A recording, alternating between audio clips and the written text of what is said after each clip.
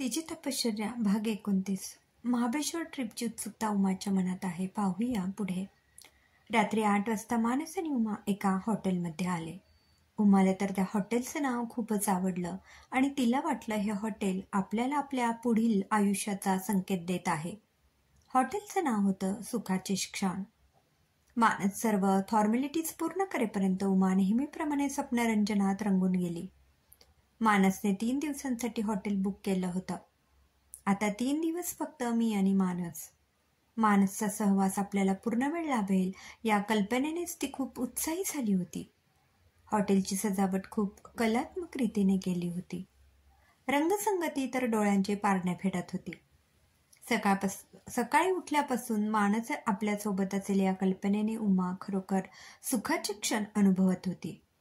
तिला अशी हरवलेली पाहून मानस म्हणाला, "अगं उमा, दमलीस का? चल रूममध्ये जाऊया.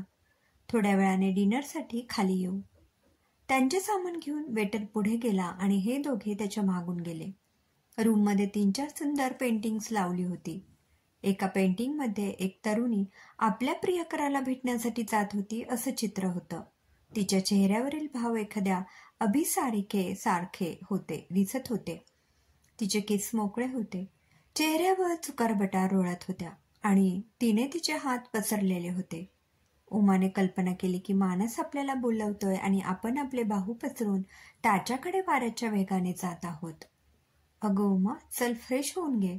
आता 3 दिवस तू पण इथेच आहे, चित्र पण इथेच आहेत, तेव्हा त्यांचं निरीक्षण कर." असं बोलून मानस गालातल्या गालात हसायला लागला. "अहो, आत्ताशी तर मी एकच चित्र बघत होते. अजूनही 3 चित्र बघायची आहेत. प्रत्येक चित्रात किती वेगवेगळे भाव आहेत. चित्रकाराने किती आकर्षक रंगसंगती वापरली आहे." नंतर तिने चित्राच्या अगदी जवळ जाऊन पाहिले तर खाली चित्रकाराचे नाव होते मानस. ती हसायलाच लागली. "पाहिलं का? हा चित्रकार दुसरा तिसरा कोणी नसून मानसच आहे." "अरे हो, खरंच की. काश मी पण असाच छान चित्रकार असतो तर नक्कीच तुझं खूप सुंदर चित्र काढलं असतं." उमा हसायलाच लागली. तिला मानसीचं चित्र काढतो हे गाणं लगेच आठवलं आणि त्याने नंदिनीचे स्केच काढलेले पण आठवलं. कधीतरी आपलं पण चित्र तो नक्कीच काढेल याची उमाला शाश्वती होती. "बरं, चल आवरून घे, आपण जेवायला खाली जाऊ." उमा विचार करत होती की मानस खरोखर नॉर्मल आहे की तो वरवर दाखवतोय. नंदिनी जयांशी लग्न करणार हे कळल्यावर तो दुखावला नक्कीच गेला असेल. दोघांनी मिळून एकत्र स्वप्न पाहिली होती. त्या स्वप्नांचा चक्काचूर झाला. कोणालाही वाईट वाटणारच. आपण तर साधी एखादी कादंबरी वाचताना किंवा सिनेमा पाहताना अशी एखादी घटना घडली तरी आपण त्यात गुंतून जाऊन आपल्या डोळ्यात अश्रू येतातच की. हे तर दोघं आपल्या समोर आहेत. त्यांचे एकमेकांवर किती निस्सीम प्रेम होतं हे आपण जाणतोच. सुंदर आणि गरमागरम जेवणाचा दोघांनीही आस्वाद घेतला. नंतर मानसने दोघांसाठी स्ट्रॉबेरी आईस्क्रीम मागवलं. उमाला तर स्ट्रॉबेरी आईस्क्रीम आवडतंच, पण इथे येऊन इतर कोणतं आईस्क्रीम खाण्यापेक्षा स्ट्रॉबेरी आईस्क्रीमच खावं म्हणून त्याच्यासाठी पण त्याने स्ट्रॉबेरी आईस्क्रीम घेतले. आज स्ट्रॉबेरी आईस्क्रीममध्ये नुसता फ्लेवर नव्हता तर स्ट्रॉबेरीचे छोटे छोटे पीसेस सुद्धा दिसत होते. उमाने तिचा काचेचा बाउल एकदम फस्त केला. "उमा, तुला अजून एखादे आईस्क्रीम घ्यायचं असेल तर घे. खूपच सुंदर आणि ओरिजिनल आईस्क्रीम आहे. आता उद्या आपण महाबळेश्वर फिरायला जाऊ तेव्हा स्ट्रॉबेरीच्या बागेत सुद्धा जाऊ. तिथे मनसोक्त स्ट्रॉबेरी खा. इथलं क्रीमी स्ट्रॉबेरी मिल्कशेक तर तुला खूपच आवडेल." "तुम्ही तर मला लहान मुलासारखं किती आमिष दाखवतात. माझ्या तोंडाला पाणी सुटले ना. उद्यापर्यंत धीर धरवेल ना मला?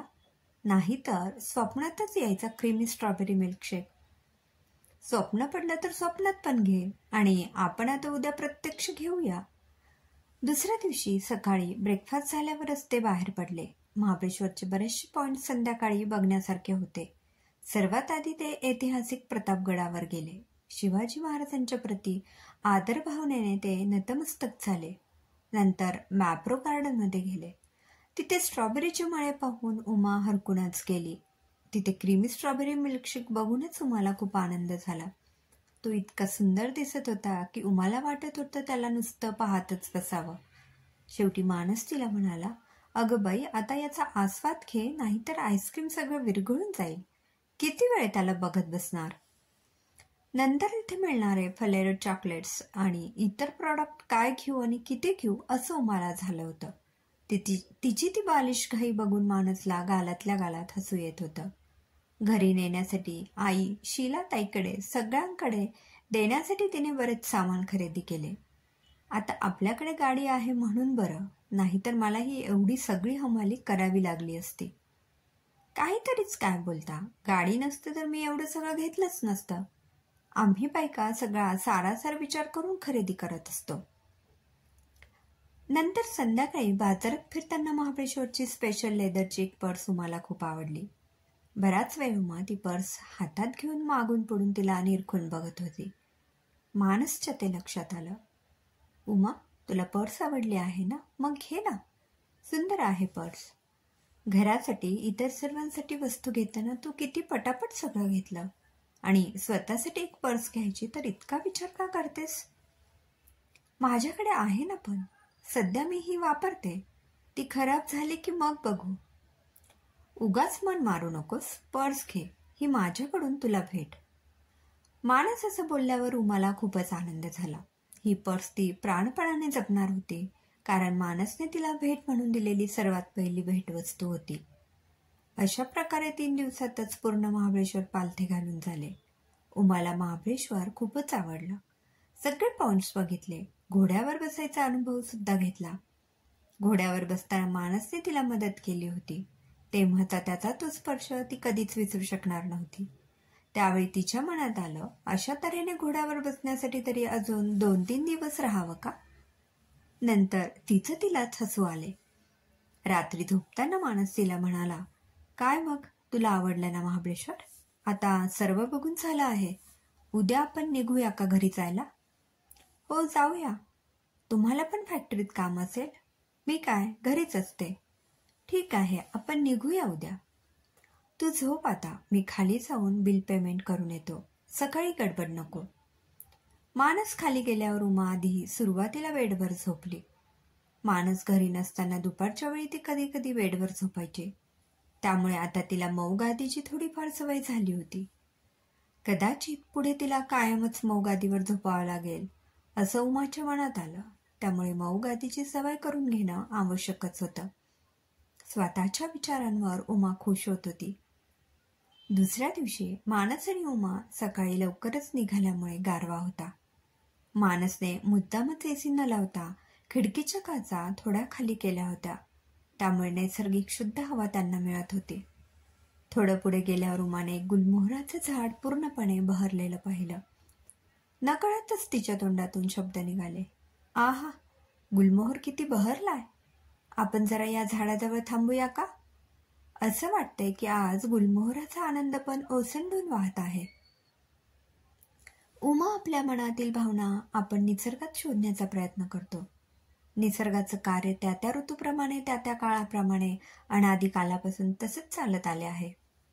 महाबळेश्वरची ट्रिप तुला खूप आवडली आहे. तो आनंद तुझ्या मनाला झालाय, म्हणून तुला गुलमोहर पण आनंदून गेलेला दिसतोय. असेलही कदाचित.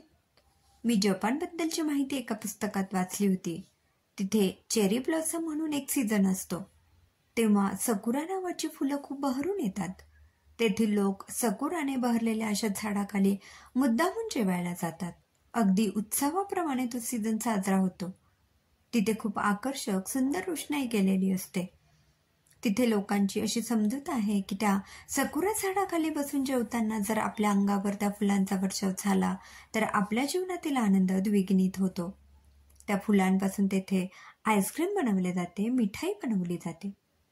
तिथे त्या फुलांचं वारेमाप कौतुक केलं जातं, अगदी मनापासून. इथे आपल्याकडे फक्त कवितातूनच गुलमोहराचे वर्णन आणि कौतुक होताना दिसते. बाकी लोकांना गुलमोहर बहरलाय काय किंवा तसंच राहिलाय काय काही फरक पडत नाही. हो, मी पण चेरी ब्लॉसम बद्दल वाचलं आहे. तुझं वाचन खूपच दांडगं दिसतंय. अर्थात एका शिक्षकाची मुलगी आहेस तू. अगदी लहानपणापासूनच ज्ञानार्जन करत आली असशील. काही जण फक्त प्रणयरम्य कादंबऱ्या, काही जण फक्त ऐतिहासिक अशा एका चौकटीत राहून वाचन करतात. परंतु तू चौफेर वाचन करतेस, हे खूपच चांगलं आहे. मानसने गुलमोहराजवळ गाडी थांबवली. उमा लगेचच गाडीतून उतरली आणि गुलमोहराच्या झाडाखाली जाऊन हात पसरून वरती फुलांकडे पाहू लागली. पूर्ण झाड केशरी रंगात न्हाऊन निघालं होतं. उमाला एवढं खुश पाहून मानसने गुलमोहराच्या झाडाखाली तिच्या नकळत वेगवेगळ्या पोझेसमधले फोटो काढले. त्याच्या मनात आलं, उमाला सगळ्याच गोष्टींचं कसं कौतुक वाटतं. अगदी लहान लहान गोष्टीत पण ती आनंद शोधत असते. खरंच आनंद यात्री हे विशेषण तिला लागू होतं. थोड्या वेळाने ते तेथून निघाले. घरी पोहोचायला अजून वेळ लागणार होता, म्हणून मानस उमाला म्हणाला, घरी पोहोचायला अजून उशीर आहे, आपण काहीतरी खाऊन घेऊया. ते एका निवांत नावाच्या रेस्टॉरंटमध्ये गेले. इथे खरंच खूपच निवांतपणा जाणवत होता. अगदी हलक्या रंगाची, मनाला निवांत वाटणारी अशी सजावट केली होती. ते दोघे एका टेबलावर बसले. मानसने ओनियन उत्तप्पा सांगितला आणि उमाने दहीवडा सांगितला. पांढरं शुभ्र दही, पांघरलेला दहीवडा बघून उमा म्हणाली, हा दहीवडा किती शुभ्र छान दिसतोय ना.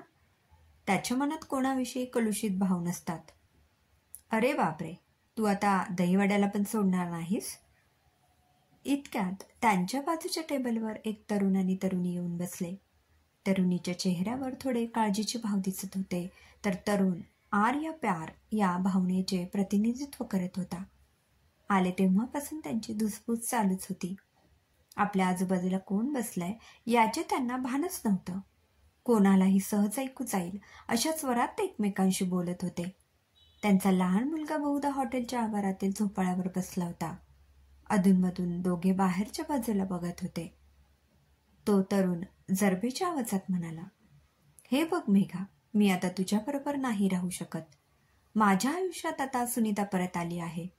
ते माझं पहिलं प्रेम आहे आणि आता ती आणि मी एकत्र येणार आहोत. अहो, पण आता आपले लग्न झालं आहे. आपल्याला आता 5 वर्षाचा मुलगा आहे. ह्याचे तरी तुम्ही जरा भान ठेवा. तुम्ही तिला घरात परत आणलं तर मग आम्ही दोघं कुठे जाणार? मी तुला भाड्याने घर घेऊन देईल. तिथे तुम्ही दोघं राहा. तुझी नोकरी तर आहेच. अधूनमधून पैशाची मदत मी तुला करेन. 24 तासासाठी बाई ठेव. अहो महेश, पण तेव्हा ती तुमच्याकडे पैसा नाही म्हणून तुम्हाला सोडून गेली. आता तुमच्याकडे भरपूर पैसा आला म्हणून ती परत येते. उद्या कशावरून तिला अजून जास्त पैसेवाला दुसरा कोणी भेटल्यावर ती तुम्हाला सोडून जाणार नाही? आता असं काही होणार नाही. महेश, तुम्ही कधी असा विचार करून पाहिला आहात का? जर मी तुमच्या जागी असते आणि मी असं वागले असते तर तुम्हाला कसं वाटलं असतं? असा एखाद्याचा संसार उद्ध्वस्त करून कोणाचे भलं नक्कीच होत नाही. उमा, कधी कधी असं काही कानावर आलं की आपण सरळ तिकडे दुर्लक्ष करायचं असतं.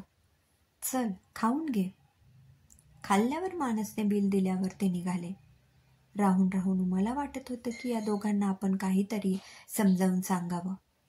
तिसऱ्या व्यक्तीला आपण कसे सांगणार, म्हणून उमाने तो विचार सोडून दिला. त्या दोघांचं तेच चालू होतं. गाडीत बसल्यावर उमा शांत बसलेली पाहून मानस म्हणाला, अगं, असं समाजात वावरताना आजूबाजूला आपल्याला बऱ्याच गोष्टी ऐकायला मिळतात. त्याबद्दल जास्त विचार करायचा नाही. काय माहीत, आज ते असं बोलत असेल तरी ते दोघं एकत्र येऊ पण शकतात. हो, ते शक्य आहे. पण मी विचार करत होते, अशी एखादी व्यक्ती लग्न झाल्यावर अगदी लहान मुलगा पदरात असताना आधीची प्रेयसी परतली म्हणून स्वतःच्या बायकोला असा धोका कसा देऊ शकतो? हे योग्य नाहीये ना? असा भ्रमवृत्तीने वागून कोणाचे जीवन सुखी होत नाही. मधल्या मध्ये लहान मुलांच्या आयुष्यपणाला लागेल नाही का? अगं उमा, आता ते भावनेच्या भरात कदाचित बोलत असतील. उद्या प्रत्यक्ष वेळ येईल आणि तो मुलगा त्या तरुणाला बाबा म्हणून हाक मारेल तेव्हा कदाचित त्याचा विचार बदलेल सुद्धा. आता तू त्यांचा जास्त विचार करू नकोस. तुझ्या मनाला त्रास होईल. मानसच्या मनात येत होतं, आपण पण उमाशी लग्न केलं आहे तरी उमाच्या बाबतीत आपण तसेच वागणार आहोत. अर्थात आपण उमाला त्याची सुरुवातीलाच कल्पना दिली होती आणि लग्न होऊन सुद्धा आपण नवरा बायको म्हणून कधीच वागलो नाही. उमाला सुद्धा आपला तिरस्कारच वाटत असेल नाही का? या दोघांना एक 5 वर्षाचा मुलगा आहे, म्हणजे लग्न होऊन ते एकमेकांच्या संमतीनेच राहिले असतील ना. उमासारख्या सालस निर्मळ मनाच्या मुलीच्या बाबतीत आपण इतक्या कठोरपणे नाही वागू शकणार. उमाचा मूड चांगला व्हावा म्हणून मानसने FM ऑन केला. गाणे लागलं होतं. ते गाणं ऐकून दोघांनीही एकमेकांकडे पाहिलं आणि त्यांनी मंद स्मित केले. चला, उमाचा मूड तर ठीक झाला. गाणं ऐकून उमाच्या मनात आलं, हे असं मी पण मानसला कधी स्पष्टपणे विचारू शकेन का? पण तो आपला स्वभावच नाही. सिनेमामध्ये ठीक आहे. इतक्यात मानस म्हणाला, आता अर्ध्या तासात आपण घरी पोहोचू. तोपर्यंत गाणी ऐकत बस. घरी गेल्यावर उमा आणि मानसच्या जीवनात काही बदल घडेल का, पाहूया पुढील भागात. क्रमशः लेखिका सीमा गंगाधरे. श्रोते हो, कसा वाटला कथेचा हा भाग कमेंटमध्ये नक्की कळवा. पुन्हा भेटूया कथेच्या पुढील भागात. धन्यवाद.